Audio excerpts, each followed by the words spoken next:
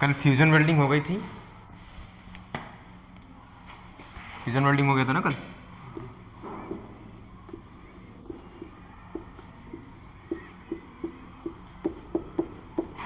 इसके बारे में बता दिया गया था। इसमें आर्क वेल्डिंग आती है, बताई थी ना, उसमें फ्यूज़न होता है ना। अब आज है नॉन फ्यूज़न, मतलब नॉन का मतलब होता है नहीं, जहाँ नॉन लग जाए नहीं, मतलब जिसमें फ्यूज़न नहीं होता है वो वेल्डिंग। नॉन फ्यूजन वेल्डिंग मतलब प्रेशर वेल्डिंग, जिसमें प्रेशर लगता है। जैसे हम पहला बताते हैं स्पॉट वेल्डिंग। अब स्पॉट वेल्डिंग में क्या होता है, उसमें 2 इलेक्ट्रोड लगे होते हैं। इस तरीके की मशीन होती है,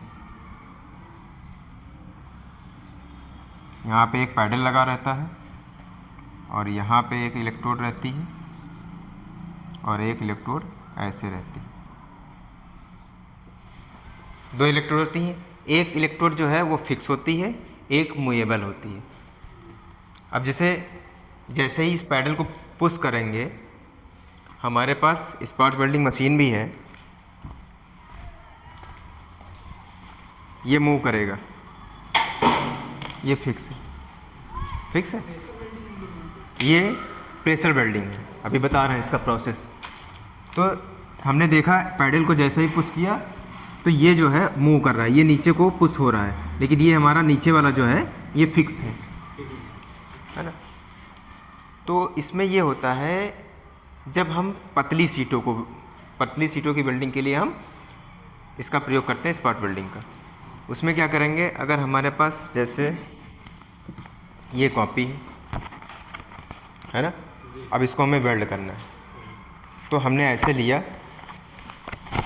इसको ऐसे मोड़ कर यहाँ पे ऐसे फंसा दिया और यहाँ से प्रेशर देंगे, तो जैसे ही दबाव इस पर पड़ेगा, उसमें से जो ये यहाँ पे करंट देंगे, करंट और प्रेशर दोनों मिक्स होकर इसको चिपका देंगे, वेल्ड कर देंगे। स्पॉट वेल्डिंग से मतलब कौन कौन सी सीटों को जोड़ा जाता है, क्या क्या बनाया जाता है, जैसे और जो ये इलेक्ट्रोड होते हैं ये कॉपर के होते हैं। किसके बने होते हैं? कॉपर के बने होते हैं।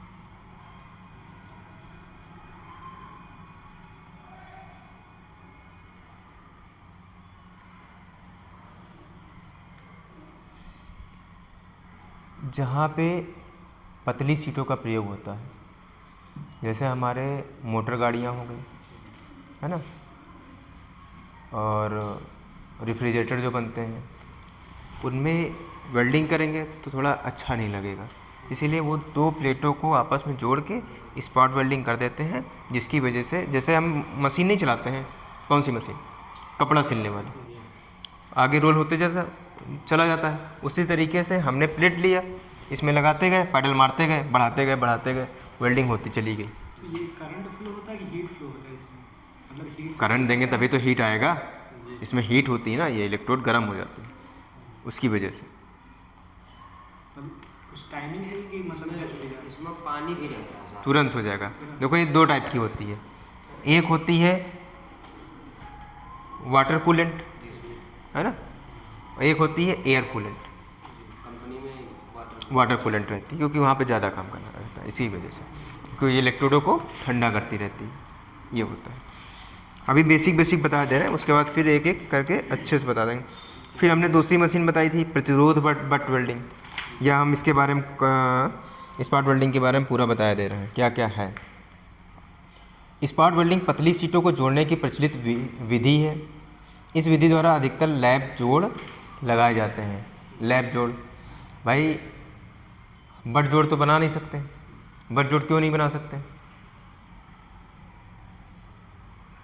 अच्छा, लैप जॉइंट और बट जॉइंट,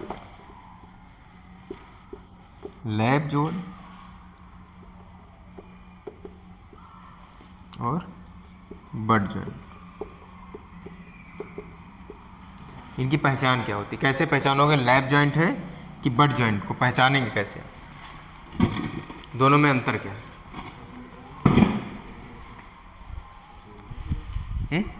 दोनों में क्या अंतर है?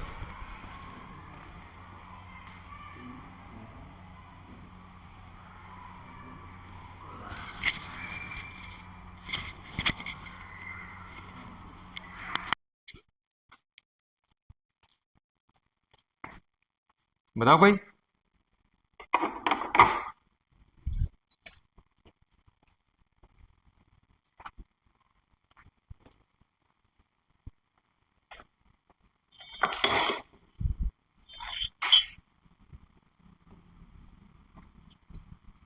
ये हमारी मशीन है स्पॉट वेल्डिंग।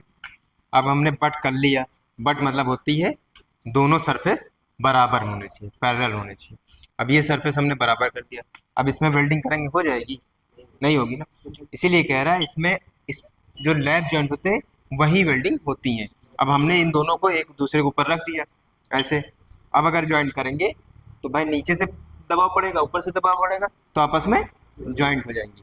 इसीलिए इसमें मैक्सिमम अधिकतर जो है लैप जॉइंट ही किए जाते हैं।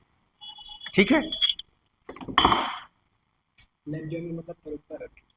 हाँ, लैप का मतलब लैप को, मतलब किसी ओवरलैप नहीं पढ़े हो। ओवरलैप मतलब इसको ओवरलैप हो गया, बस वही चीज है लैप। ओवरलैप से मतलब लैप हो गया, वह एक दूसरे के ऊपर हाफ हाफ हो जाएगी। हम्म? जॉइंट कितने प्रकार की? कितने प्रकार के जॉइंट बताओ, बताओ। Lap joint, butt joint, T joint. T joint, फिर कॉर्नर जॉइंट, कॉर्नर जॉइंट और एज जॉइंट। कितने प्रकार के हो गए? 5 प्रकार के, लैप, बट, टी, कॉर्नर और एज। अब इसके बाद स्पॉट वेल्डिंग के बारे में समझ गए। इसके बाद दूसरा इसमें क्या था, प्रतिरोध बट वेल्डिंग। अच्छा, बट वेल्डिंग कैसी होती मालूम है? बट जॉइंट कैसा होता है?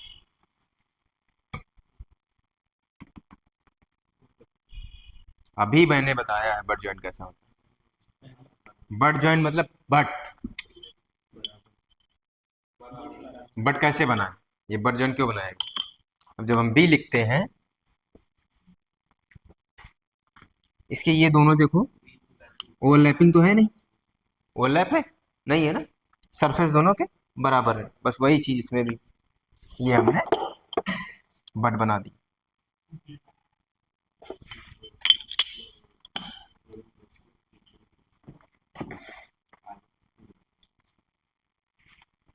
इसको क्या बोलते हैं? अपसेट वेल्डिंग भी बोलते हैं, कभी कभी पूछ लेगा अपसेट वेल्डिंग क्या होती। तो प्रतिरोध बट वेल्डिंग को अपसेट वेल्डिंग भी बोलते हैं। इसमें लिखा है, इस विधि में जुड़ने वाले सिरों को आमने सामने रखा जाता है। इस विधि के द्वारा मुख्यतः लोहे की छड़ें, सरिया तथा स्ट्रक्चरल सेक्शन एवं पाइपों को जोड़ा जाता है। वेल्डिंग से पूर्व जोड़ी जाने वाली धातु के सिरों को अच्छी प्रकार से साफ कर लिया जाता है। इस विधि से वेल्डिंग करते समय दोनों सिरों का क्रॉस सेक्शन बराबर होना चाहिए। बट वेल्डिंग मशीन में 2 क्लैंप लगे होते हैं। इसमें से एक क्लैंप मशीन के साथ स्थायी रूप से जुड़ा हुआ होता है, जबकि दूसरा क्लैंप को स्लाइड के ऊपर फिट किया जाता है। इन्हीं क्लैंपों की सहायता से वर्कपीसों को वेल्डिंग करते समय कसकर पकड़ा जाता है। दोनों क्लैंपों से बिजली की तारों जुड़ी हुई होती हैं या कॉपर के बने होते हैं। जब इसमें बिजली की धारा गुजारी जाती है तब दोनों सिरे अप्रत्याशित रूप से गर्म हो जाते हैं। तीसरे चरण में विद्युत सप्लाई रोक दी जाती है तथा स्लाइडिंग क्लैंप को धकेलकर काफी दबाव डाला जाता है ताकि धातुओं के सिरे आपस में जुड़ जाएं। दबाव डालने के लिए यांत्रिक हाइड्रोलिक साधनों का प्रयोग किया जाता है। प्रतिरोध बट वेल्डिंग मुख्यतः 2 प्रकार की होती है, अपसेट बट वेल्डिंग और फ्लैश बट वेल्डिंग। अब इसमें ये कहा है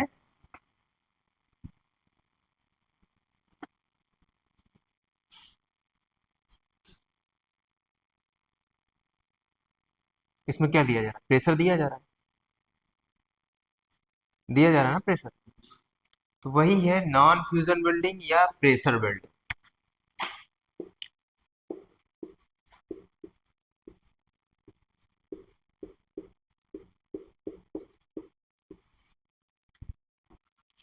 नॉर्मल सा यही पूछ लेगा कि प्रतिरोध बट वेल्डिंग कितने प्रकार की होती है।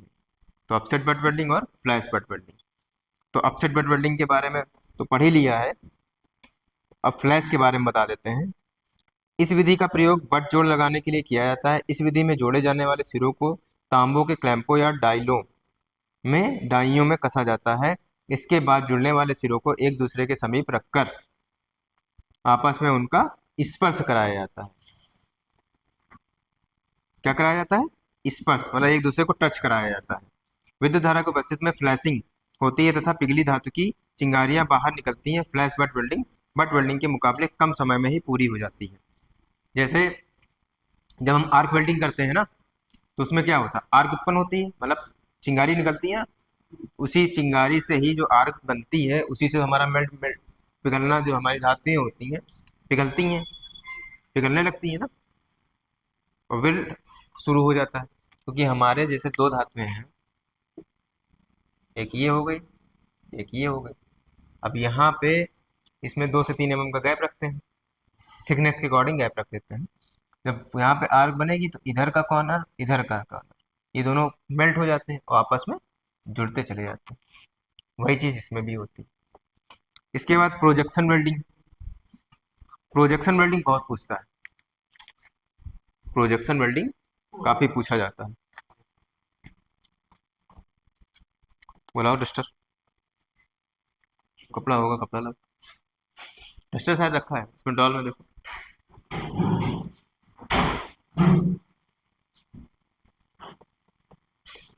मिला?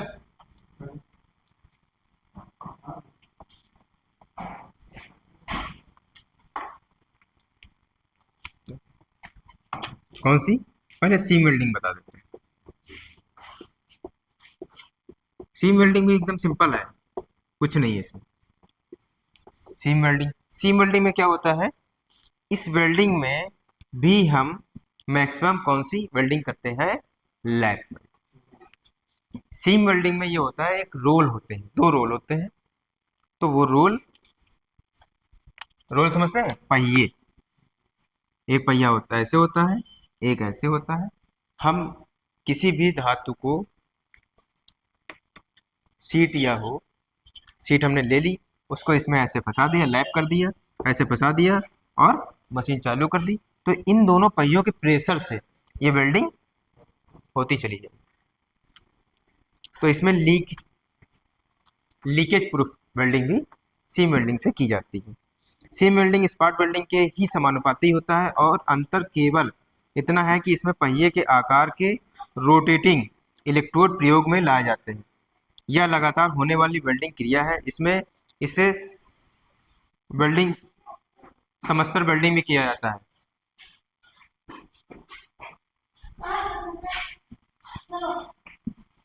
रोटेटिंग इलेक्ट्रोड मैकेनिकल दाब के आधार पर कार्य करते हैं।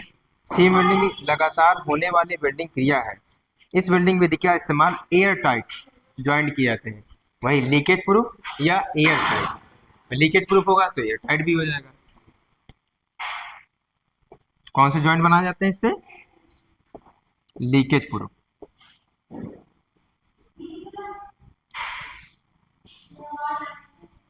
या एयर टाइट। कौन से? Air tight. 2 प्रकार के ज्वाइंट इसमें बनाए जाते हैं। सिंपल सी बात, जब पानी नहीं लीक होगा समझ लो एयर भी बाहर नहीं जाएगी, है ना। ऑटोमोबाइल इंडस्ट्री में इसका प्रयोग गाड़ियों के फ्यूल टैंक बनाने में किया जाता है। वही हमने कहा था लीकेज प्रूफ। फ्यूल टैंक कैसा बनेगा? लीकेज प्रूफ बनेगा। इसके अतिरिक्त यह बिल्डिंग विधि दाब सहने वाले बर्तनों तथा लीक प्रूफ वस्तुओं के निर्माण में भी उपयोगी होते हैं।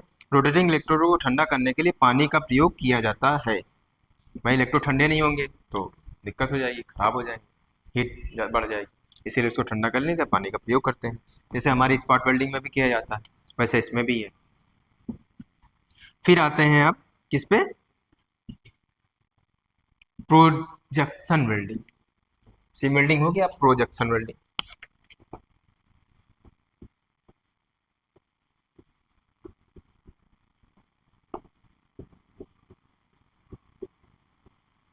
कौन सी है, प्रोजेक्शन वेल्डिंग। अब प्रोजेक्शन वेल्डिंग क्या होती है, इसको प्रतिरोध वेल्डिंग की या विधि स्पॉट वेल्डिंग के ही समानुपाती, कैसी है, स्पॉट वेल्डिंग के समानुपाती है। इस प्रक्रिया द्वारा वेल्डिंग करने से पूर्व उन धातुओं किनारों को डाइयों द्वारा उभार लिया जाता है जिनकी वेल्डिंग करनी होती है। मतलब डाई होती है, उससे जैसे हमें किसी धातु की वेल्डिंग करनी है उसको उभार दे दिया जाता है। उभारा इसलिए जाता है, आगे भी समझ में आएगा क्यों उभारा जाता है। इसके ऊपर उभार वेल्डिंग, जिनकी वेल्डिंग करनी होती है इसे उभार वेल्डिंग भी कहा जाता है। कौन सी, उभार वेल्डिंग।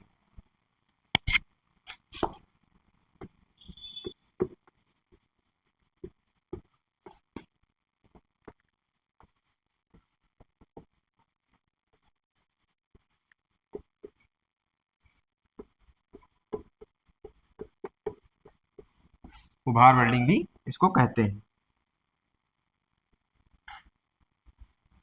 हिंदी में प्रोजेक्शन लिखा है, इंग्लिश में भी प्रोजेक्शन लिखा है, इन दोनों का अर्थ वही है। इसका हिंदी में क्या बोलेंगे, इसको उभार वेल्डिंग।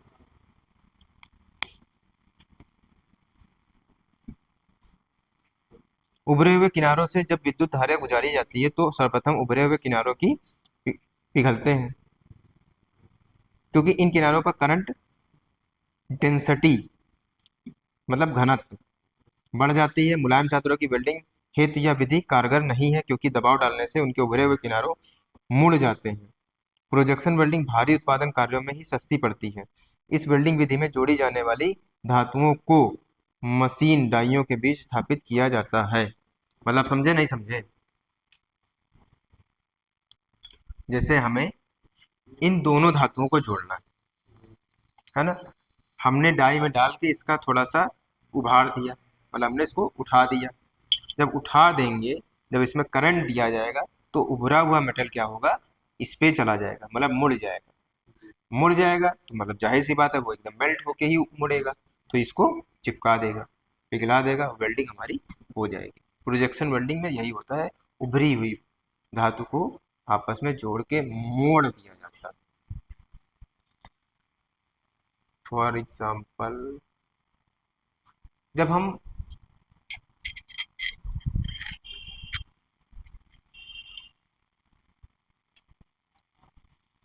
अच्छा, वेल्डिंग करते समय देखा, आर्क वेल्डिंग करते समय देखा क्या होता है,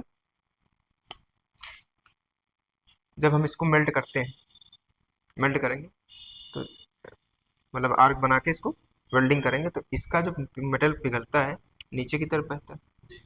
अगर नीचे कोई सपोर्ट नहीं होगा तो लटक नहीं जाता, देखा है कि लटका रहता है मटेरियल, बस वही चीज़ है। जब उसमें उभर गया तो वो पिघलाया जा रहा है, पिघल के सीधे नीचे आ गए, इसमें जॉइंट हो। अब आते हैं परक्यूशन वेल्डिंग, ये भी पूछी जाती है।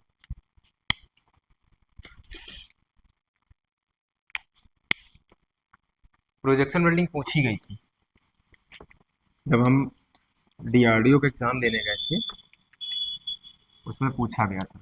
परक्यूशन वेल्डिंग से भी एक क्वेश्चन था, और एक नहीं ऑप्शन में ही था परक्यूशन वेल्डिंग में, ये क्वेश्चन आया था।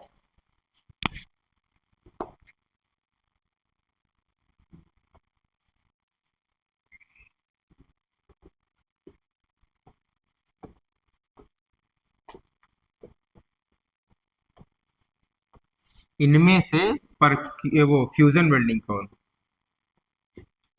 चार ऑप्शन थे। एक था प्रोजेक्शन वेल्डिंग, परक्यूशन, सीम, और एक ऑप्शन में था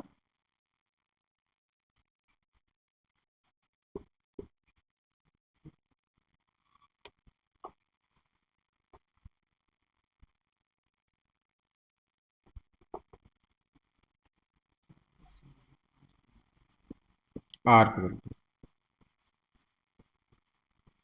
आर्क वेल्डिंग या शायद गैस वेल्डिंग था, गैस वेल्डिंग, दो में से एक था, मैं याद नहीं। तो अगर अच्छे से नहीं पढ़ा होता कि आखिर फ्यूजन वेल्डिंग होती क्या है, तो हम क्या करते, नहीं समझ में आता। अगर यहाँ क्वेश्चन बता देता नॉन फ्यूजन वेल्डिंग में से कौन है, तो हमारी नॉन फ्यूजन वेल्डिंग में कौन कौन सी आ जाती, ये भी आ जाती, ये भी आ जाती, ये भी, प्रोजेक्शन भी आ जाती, परफ्यूजन भी आती है और सीम भी आ जाती है। इसीलिए छोटी छोटी चीजें हैं, तो यहीं से क्वेश्चन उठाता है। फ्यूजन और वेल्डिंग फ्यूजन और हाँ, ये आर्क वेल्डिंग। हाँ, ये हो जाएगा। सीधी सीधी बात है, जिसमें हमें कोई फोर्स ना लगे, वो कौन सी हो जाएंगी, फ्यूजन में। जिसमें हमें ताकत की जरूरत पड़े, वो कौन सी हो जाएंगी, नॉन फ्यूजन में। बस, जिसमें मशीन की सहायता से जोड़ा जाए, सब में मशीन की जरूरत पड़ती है, लेकिन जब आर्क वेल्डिंग करते हैं क्या, इलेक्ट्रोड ही लेके लेते हैं, उसको चलाते चले जाते हैं, कोई फोर्स नहीं लगता। और इसमें जब दबाओगे तो पैर से भी ताकत लगा रहे हो ना, इसमें फोर्स लगाना पड़ा। तो कौन सी बताने जा रहे थे, परक्यूशन वेल्डिंग क्या होती है।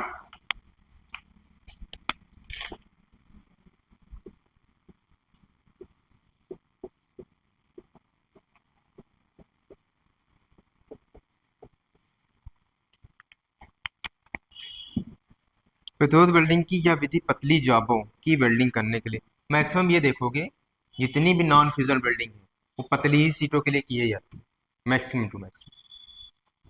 मोटी सीटों के लिए फ्यूजन वेल्डिंग। इस विधि में क्षणिक आर्क के प्रभाव के कारण जुड़ने वाली दोनों पार्ट प्लास्टिक अवस्था में आ जाते हैं। प्लास्टिक अवस्था में मतलब समझते हो,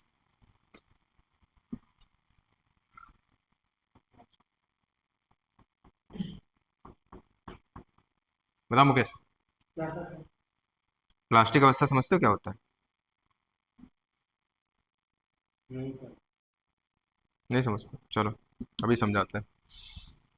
यह वेल्डिंग विधि फ्लैश बट वेल्डिंग के समानुपाती होती है। इसमें जुड़ने वाले पार्ट तीव्र गति से एक दूसरे से टकराते हैं। वर्क पीसों को पकड़ने के लिए क्लैंपों की सहायता ली जाती है। क्लैंपों में जकड़ने के उपरांत करंट ऑन किया जाता है। जोड़ी जाने वाली धातुओं को तीव्र वेग से एक दूसरे के समीप लाया जाता है तथा वहां वर्कपीसों के टकराने से क्षणिक आर्क उत्पन्न होती है। इस विधि द्वारा नर्म तारों को भी सरलता से जोड़ा जा सकता है। अब हमने कहा प्लास्टिक अवस्था में आ जाता है। हाँ, जैसे हम प्लास्टिक की कोई चीज लेते हैं तो क्या होती है, उसको दबा सकते हैं, मोड़ सकते हैं, कोई आकार दे सकते हैं, तो इतना सॉफ्ट हो जाता है। वही सॉफ्टनेस जो होता है वही हमारी प्लास्टिक अवस्था होता है, प्लास्टिक अवस्था में आ जाते हैं। जैसे पतली सीट हो, पतली प्लास्टिक हो, उसको आपस में खूब देर तक रगड़ते रहो, हीट के बाद उसको दबा दो, चिपक जाए। अगर नहीं ऐसा हो तो ट्राई कर लेना, प्रैक्टिकल करके देख लेना। फिर हमने शायद इसके बारे में कल बताया था, विभिन्न वेल्डिंग क्रियाएं एवं उनके उपयोग, नहीं बताया था। तो आज वेल्डिंग क्रियाएं और उनके उपयोग।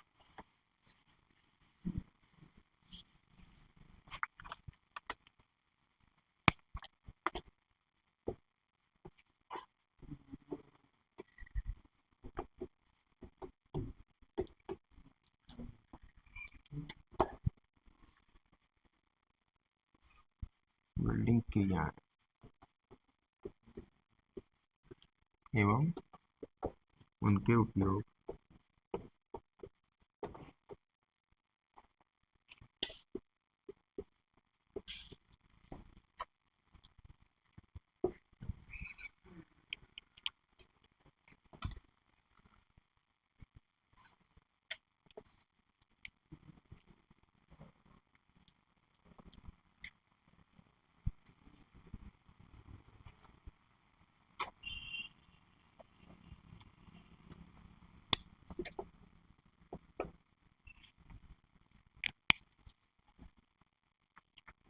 वेल्डिंग विधियाँ कौन कौन सी होती हैं, मालूम है किसी को? बताओ। हम्म, बताओ बताओ, खड़े हो, खड़े हो, बताओ। ये वेल्डिंग विधियाँ क्या होती हैं,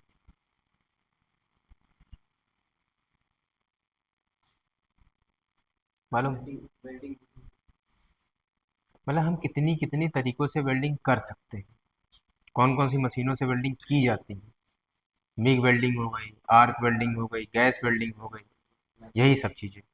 तो इसमें मिग वेल्डिंग,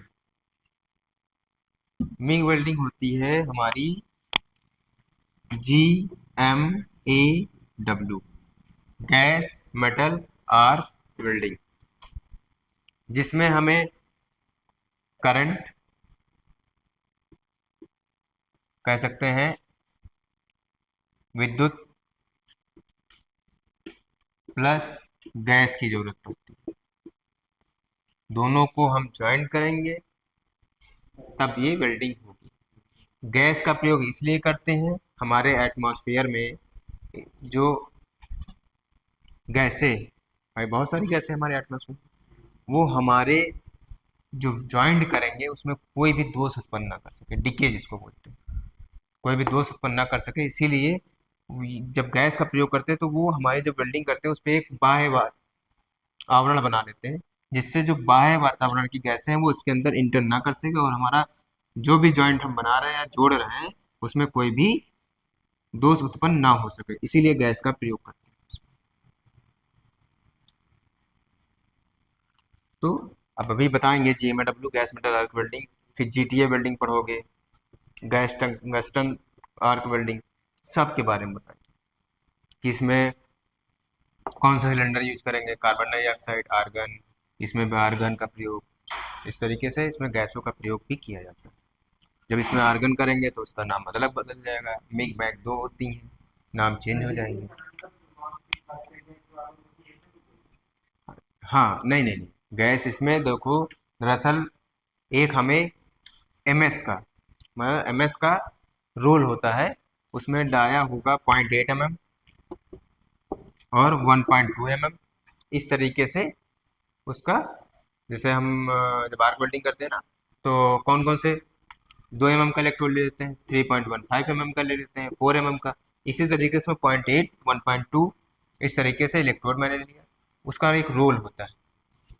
और जो हमारा ट्रिगर होता है, मतलब होल्डर होता है, उसमें अंदर से नोजल से वो वायर निकलता है, जैसे ही ट्रिगर पुश करेंगे तो वो वायर निकलना शुरू हो जाएगा। अभी हम शायद दिखाते हैं, पड़ा होगा।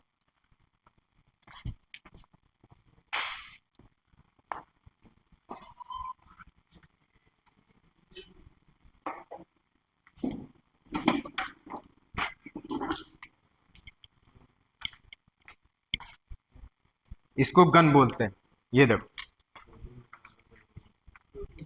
इसका रोल होता है, MS का ही रोल होता है, लेकिन इसमें कॉपर की कोटिंग की होती है। कॉपर की कोटिंग इसलिए की होती है कि उसमें जंग ना लगे और हमारा जो जब वेल्डिंग करे उसमें दिक्कत ना हो, स्पार्क बने। तो ये होता है, यहाँ से रोल निकलेगा, हम इस ट्रिगर को पुश करेंगे और निकलना शुरू हो जाएगा। एक इसकी मशीन होगी, अभी ये जब आगे चैप्टर में पढ़ाएंगे तो बता रहे हैं मशीन होती है, कहाँ से क्या होता है, कौन सी गैस किसमें लगती है, AC DC सब बता देंगे। अभी इसको रखा रहे, ये तो भटक जाओगे फिर। परक्यूशन हो गई। अब इसमें कौन कौन सी वेल्डिंग है, जैसे हमारी एक हो गई घर्षण वेल्डिंग, फिर electron beam welding, gas tungsten arc welding, संबस arc welding, automatic hydrogen arc welding, carbon arc welding, CO2 welding और हाइपरबारिक वेल्डिंग, इतनी प्रकार की हैं। अब घर्षण वेल्डिंग क्या होती है, इलेक्ट्रॉन बीम वेल्डिंग क्या होती है, घर्षण वेल्डिंग जानते हो, नहीं जानते हो? दोनों को रोल करके बीच में लगा देते हैं। हम्म, कैसे? मतलब इस साइड से कोई चीज रोल होता है, हम्म इस साइड को रोल होता है, हम्म दोनों के साइड लाइन कोई मतलब हम्म जिसमें घर्षण दिया है। जैसे कभी देखा है, प्रैक्टिकल किया है, तो हम प्रैक्टिकल कराते हैं। थोड़ा सा कागज ला, घर्षण वेल्डिंग बताते हैं अभी कैसे होती है। थोड़ा सा, इतना भी नहीं। हाँ, ये हमारा कागज है ना।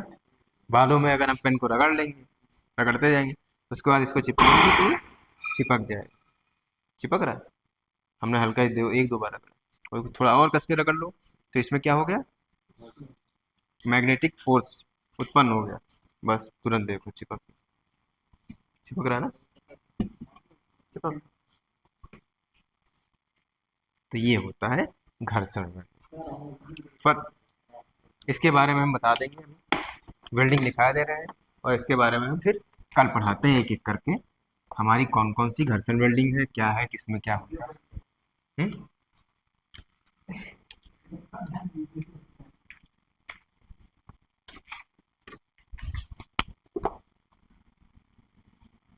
कल इसके बारे में बताएंगे, घर्षण वेल्डिंग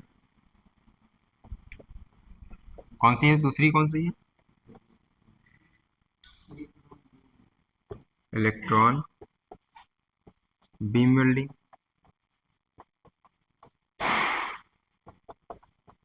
तीसरी कौन सी है, tungsten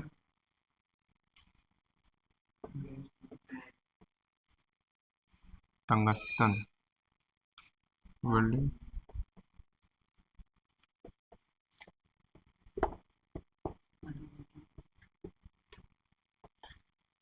gas tungsten arc welding होती है। पूरा ही लिख देते हैं, जिसको बोलते हैं इंग्लिश में क्या बोलते हैं, GTAW, gas tungsten arc welding.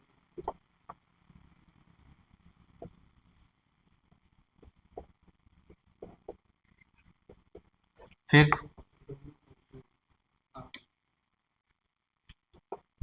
Atomic,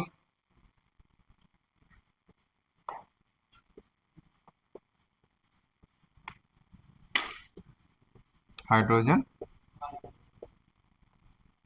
arc welding.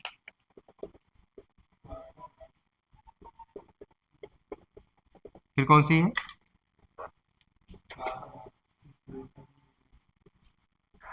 Carbon arc welding. फिर कौन सी है, CO2 वेल्डिंग।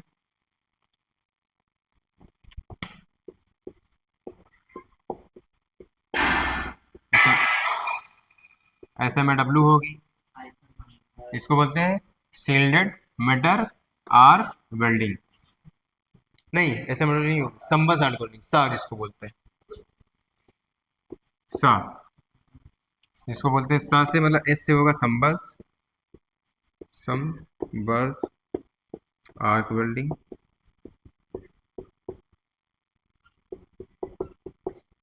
संबस आर्क वेल्डिंग। फिर कौन सी है इसमें, हाइपरबारिक, इससे भी क्वेश्चन पूछते हैं, हाइपर बारिक आर्क वेल्डिंग।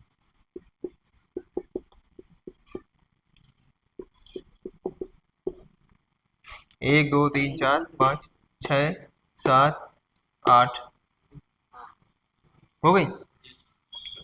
अरे और सारी हैं, इसमें मेन मेन रख दिया है बस। तो हम कल पढ़ाते हैं इसके बारे में, एक एक करके डिफाइन करते हैं, घर्षण में क्या होता है, संवर्ध में क्या होता है, इलेक्ट्रॉन बीम में क्या होता है।